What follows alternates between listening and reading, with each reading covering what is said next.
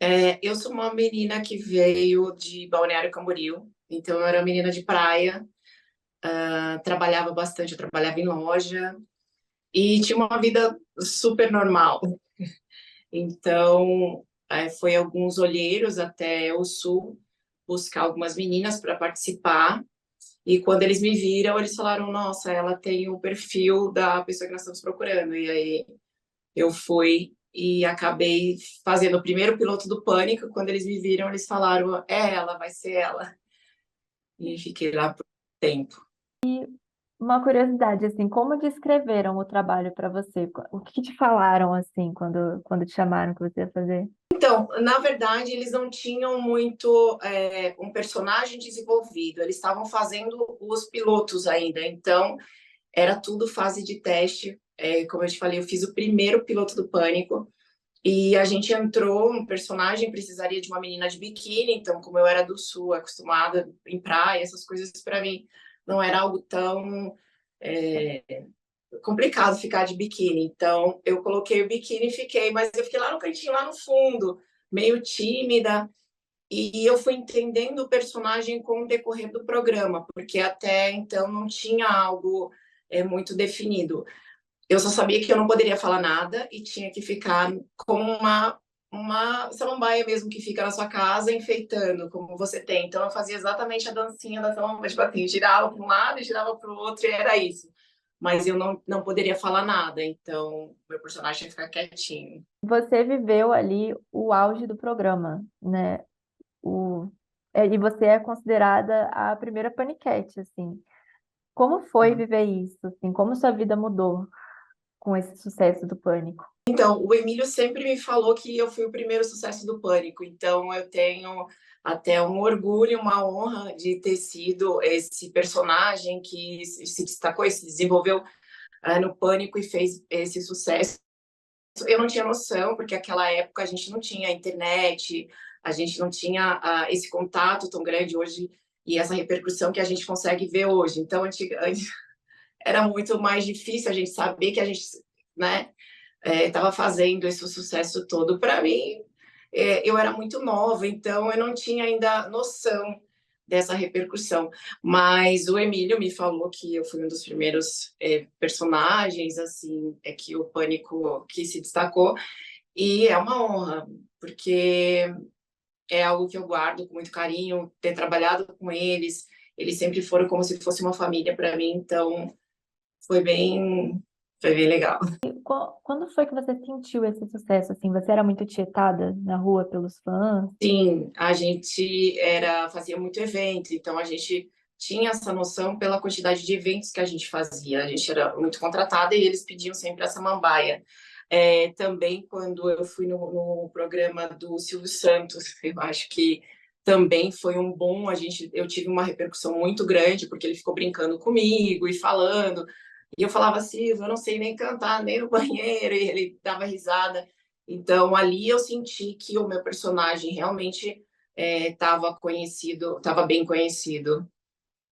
Mas eu não tinha muita noção, não, viu? Assim, se eu te falar que eu tinha noção né, da proporção do personagem, eu não tinha. E as paniquetes, assim, sempre foram muito sexualizadas, assim, né? Era aquela coisa da menina de biquíni com aquele corpão. Vocês sofriam algum tipo de assédio nas ruas, assim, no sentido mais chato, assim, de homens, por vocês estarem expostas ali na TV? Sempre teve, não só de homem, como também o preconceito das mulheres, por a gente estar de biquíni, enfim. Mas a gente tinha que ter um tato, porque a gente trabalhava só com homens, né? Então a gente tinha que ter uma certa personalidade para se posicionar e não deixar que aquilo ali te magoasse, enfim. Para mim era normal, porque eu já era uma garota de praia, então eu era meio manezinha, assim, sabe? Aquelas garotas de biquíni, para mim era normal. Mas quando você saía na rua, você sentia que tinha esse preconceito, tanto muito por parte das mulheres, mas também por parte dos homens que tinham outro tipo de intenção, né, com a gente. Mas eu sabia lidar bem. Teve alguma situação, assim, muito inusitada, seja com fã, ou seja, alguma situação mais chata, assim? Eu acho que, olha, tinha muitas coisas, mas teve uma que eu recebia umas caixas com um monte de coisa dentro, tipo, eu não sei te falar, a pessoa começava a me mandar caixas com ferramentas, com equipamentos. Eu tinha, às vezes, até medo. Eu falava, meu Deus, será que a pessoa vai mandar uma bomba aqui para mim? Mas na rua a gente sempre também tinha segurança, então ouvíamos bastante piada. Mas algo assim, não, porque os meninos eles acabavam protegendo a gente bastante também. A gente só saía ao público quando ia fazer algum tipo de evento, mas para isso assim, é que faz tanto tempo, amiga, eu nem estou puxando aqui para ver se eu lembro, mas não, eu acho que não. A gente sempre é, teve o respeito, sabe, dos meninos, assim, então eles sempre estavam com a gente gravando e eu acho que não deixavam. Ah, teve uma situação. Eu fiz uma matéria uma vez, lembrei, que a gente estava gravando numa arena de touro. E na hora que soltaram o touro, a gente estava muito tempo ali presa, que eu não podia sair, e eu estava muito apertada para fazer xixi. E quando o touro saiu, eu fiz xixi nas calças. Fiz xixi, me molhei toda. E aí, quando acabou a matéria, o cara queria o meu chinelo. Ele queria meu chinelo de todo jeito. E aí os meninos até do programa falaram que ele tinha alguma coisa com os pés, enfim. Eu falei, mas eu acabei de fazer xixi no chinelo. Como é que eu vou dar? Como é que eu vou embora? Eu vou dar meu chinelo? Cara, meu, e ele infernizou. Aí o Bolinha falou, não, deixa o chinelo aí, deixa o chinelo aí. Eu deixei lá pro cara. Mas foi assim, foi uma situação bem inusitada. Inusitado mesmo. Você estava comentando agora que os meninos do programa tinham essa questão de proteger vocês. É, algumas meninas, algumas paniquetes que participaram do programa nos últimos anos, afirmaram que foram vítimas de assédio sexual nos bastidores do programa. Isso eu imagino que você já tinha saído. Você chegou a ver alguma situação assim nos bastidores quando você estava lá? Então, o que aconteceu, elas também me relataram sobre isso. Como eu fiz parte da primeira geração do programa, era uma família. Todos me respeitavam e todos tinham assim um respeito muito grande. A gente se via realmente como uma família. Então, eu via o Emílio como meu pai. Eu tinha uma admiração assim gigantesca, né, por ele ser o apresentador que ele é. Enfim, toda a admiração que eu tinha por ele, pelo Bola, o Carioca, todos esses meninos sempre nos respeitaram. Mesmo porque eu sempre tive namorado, meu namorado até ficava nos bastidores. E eles sempre foram casados, iam com as esposas. Então, assim, era diferente a nossa primeira turma. Quando eu saí, e depois entraram outras meninas, entraram outros diretores, realmente teve várias coisas que eu nem acreditei quando elas me contaram. E sempre que acontecia isso, eu acho que não passava. O pessoal do Pânico, eles não ficavam sabendo disso, porque acontecia entre diretores, enfim. Então, eu acho que o Emílio não tinha nem ciência do que estava acontecendo. Enfim, depois o programa também acabou, porque acho que não, né, não tinha mais condições da maneira que estava sendo conduzido o programa. E tinha algum tipo de pressão estética, assim, de ter que estar Não. com a boa forma, nos bastidores? Não. A nossa primeira geração eram meninas que tinham um corpo muito mais natural. Então, eram meninas com os corpos super naturais, bonitas. Eu acho que as meninas que trabalharam ali comigo, elas eram muito bonitas, mas elas não tinham o corpo perfeito. Se você pegar aquela nossa equipe lá, não eram todas que eram, mas elas eram muito bonitas. Então, tanto que quando eu estava, o meu corpo também sempre foi natural. Eles nunca exigiram nada que a gente tivesse em forma. Não, não, eles preferiam essa estética mais natural. Você Só tá que aí com... Uhum. eram as outras que daí já tinham corpão, as que já estavam tentando correr atrás para entrar no mesmo perfil, e aí virou aquilo. Virou que as paniquetes tinham que ter corpos bonitos, tanto que a Lizzie, que era a Piu Piu, ela era muito magra, porque ela era modelo.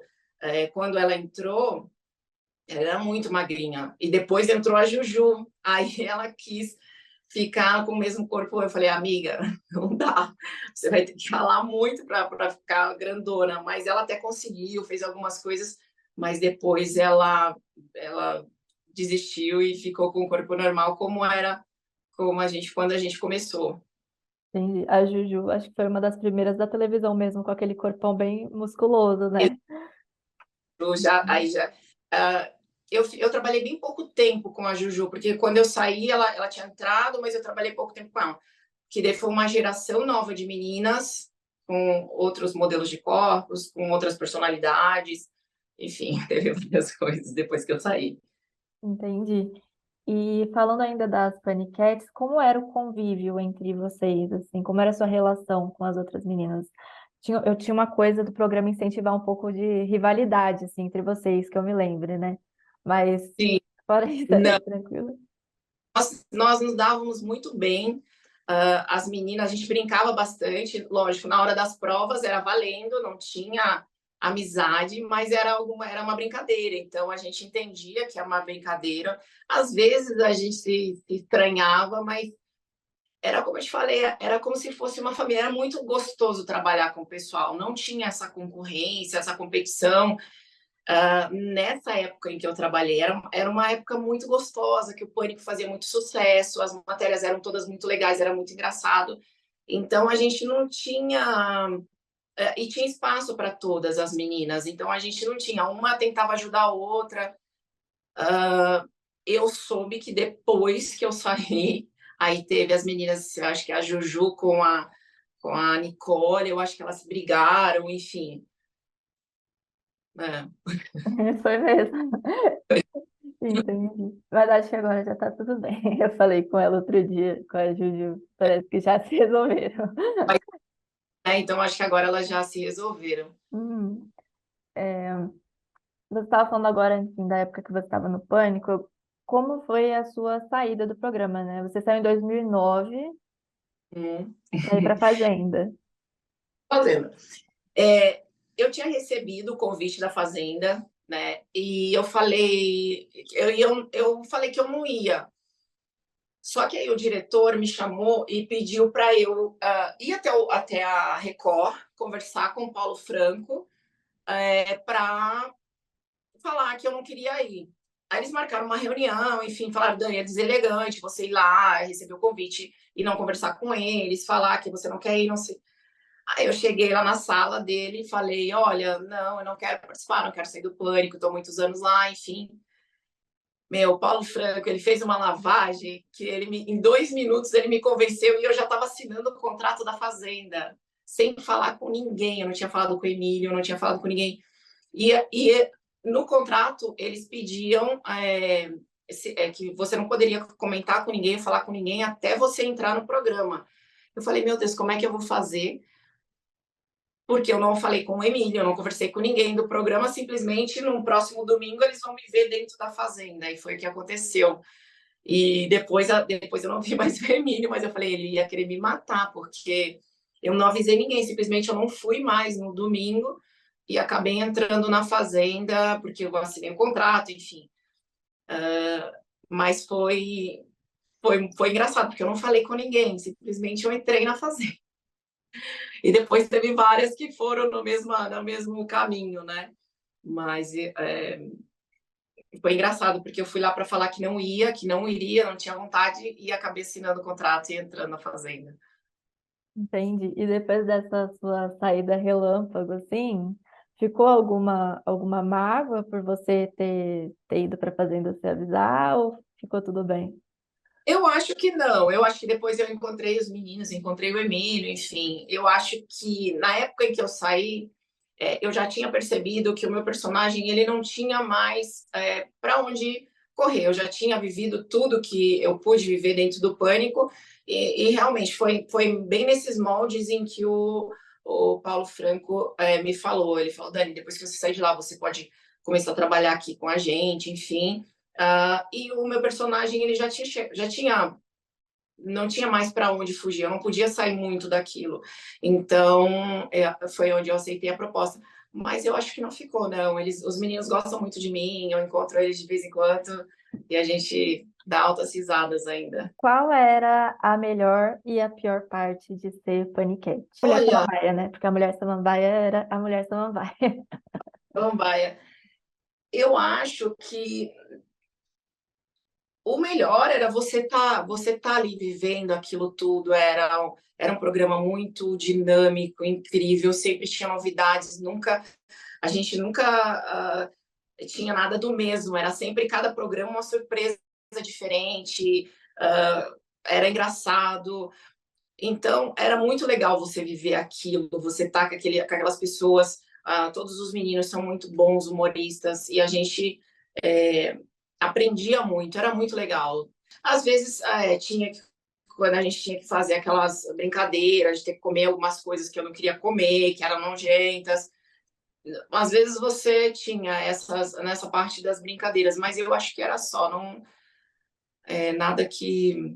Porque eu aceitava, então, assim, quando você aceita, você tá concordando com aquilo ali. Então, a gente fazia as brincadeiras de boa e era legal.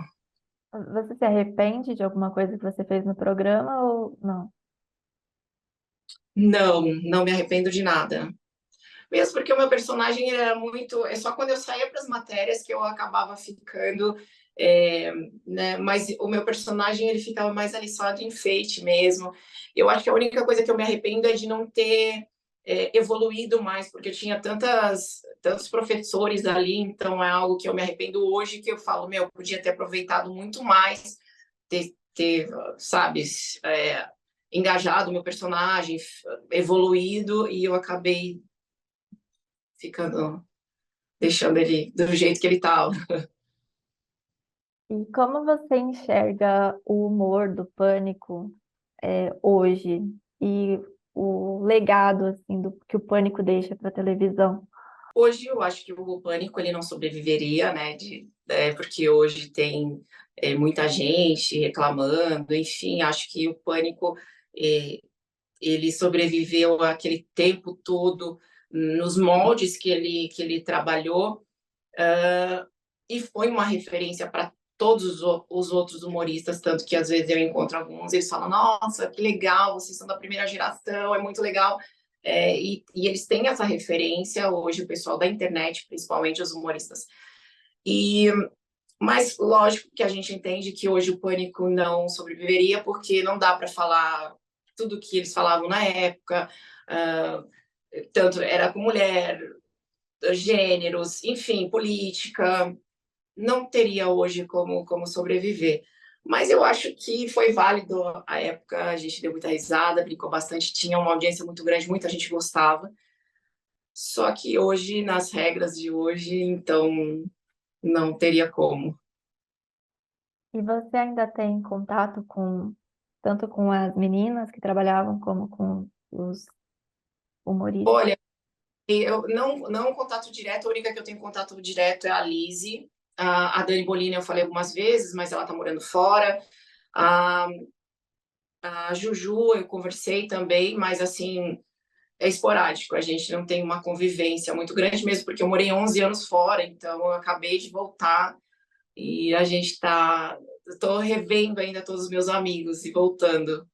Falo com os meninos, com o Bola, Carioca, o Carlinhos. Em 2012, você casou com o Dentinho, que era jogador Sim. do Corinthians na época, se eu não me engano. Vocês se conheceram por causa do programa ou não?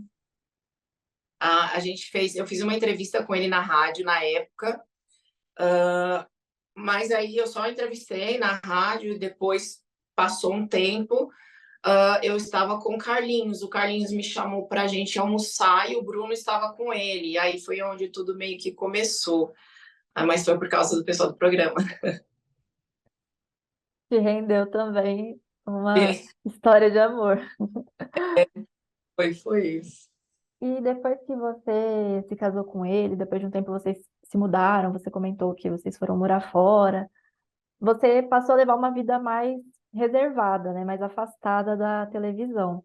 Você pensa em voltar para a TV? Você sente falta da televisão? Não, eu hoje eu vejo que tem uma diferença muito grande do pessoal que trabalhou na televisão e o pessoal de internet hoje, das mídias, né, sociais. Eu não sou muito adepta ainda, eu ainda tenho que trabalhar bastante. Eu até fiz um YouTube, as pessoas pedem para eu voltar, mas eu ainda não sei, é porque eu virei empresária, então eu cuido dos filhos, do marido, das empresas, tenho que ficar fazendo as coisas. Eu acabo ficando muito tempo em reunião, é, é tudo muito coisas de negócio. Então, eu saí um pouco dessa parte de TV ou de vídeo mesmo, porque as pessoas também eu não tenho muito o que mostrar para eles, porque eu estou em reunião, negócios, essas coisas, então não tinha muito o que mostrar para eles. Aí eu acabei até encerrando o canal, não sei se eu volto, o pessoal pede bastante para voltar, mas fiquei nessa. Entendi. E como você contou agora, você está muito focada nessa parte é, empresarial, assim, né? Como, trabalhando como empresário. Você tem uma farmácia, qual que é o seu trabalho agora? Sua rotina? Hoje, nós temos alguns negócios, mas hoje eu estou focada na farmácia de manipulação. A gente tem uma farmácia de humana, injetável e veterinária. Então, em São Paulo, ela não existe nenhuma ainda que tenha as três dentro de uma só. São três áreas diferentes, cada um tem seu laboratório, são laboratórios diferentes, mas tudo dentro de uma estrutura grande. Então, a gente tem uma entrada do VET e a outra entrada do humano. E no meio tem toda a parte de injetável, que a gente vai fazer soro, enfim, toda a parte de chip, facial, enfim, toda a parte de injetável. E é algo muito. É um mundo, um universo muito grande que tem de possibilidades, de benefícios que a gente pode levar para a saúde das pessoas. Então, eu estou bem engajada, estou trabalhando bastante, é, fechando, indo visitar os médicos, conhecendo as dificuldades, os problemas que tem, mostrando para eles tudo que tem hoje dentro dessa área de saúde, de insumos, de novidades no mercado, que são coisas incríveis que tem e que as pessoas às vezes não conhecem por achar que farmácia de manipulação é aquela que faz só aquele remédiozinho, não. É um universo mágico e muito que tem muitos benefícios. Então, eu estou bem focada. E as pessoas te abordam na rua ainda para mulher, te chamam de mulher samambaia, te tietam?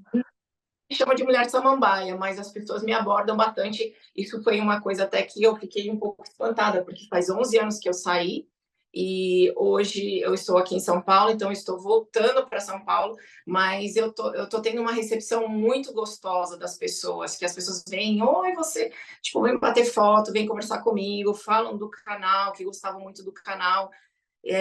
Então, é bem legal, assim, a saber que as pessoas ainda não esqueceram da Dani Souza, personagem, lógico que hoje, como mãe, esposa do Dentinho, enfim, mas as pessoas me abordam bastante ainda.